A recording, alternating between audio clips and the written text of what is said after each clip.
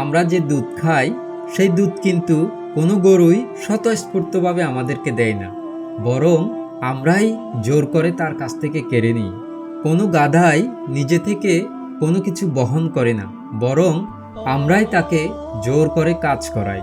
অন্যদিকে প্র্যাকটিক্যালি সিংহ আমাদের কোনো উপকারে আসে না, কিন্তু সিংহের কাছ থেকে দুধ নেবে বা সিংহকে দিয়ে কাজ করাবে এমন সাহস বুকের পাতা কোনো মানুষেরই নেই।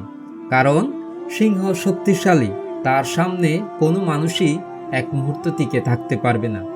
অথচ সম্মান করে আমরা তাকে উপাধি দিচ্ছি রাজা হিসেবে। ঠিক সেরকম সমাজেও কিছু মানুষ আছে যারা নিঃস্বার্থভাবে কাজ করে যায়, ত্যাগ স্বীকার করে, কোনো অপমান তারা গায়ে মাখে না, তাদেরকে আমরা বলি গাধা। আর কিছু মানুষ আছে যারা সাহসী, কথায় কথায় জবাব দেবে, কোনো কিছুতেই নতি স্বীকার করবে না, তাদেরকে আমরা বলি সিংহের মতো পুরুষ।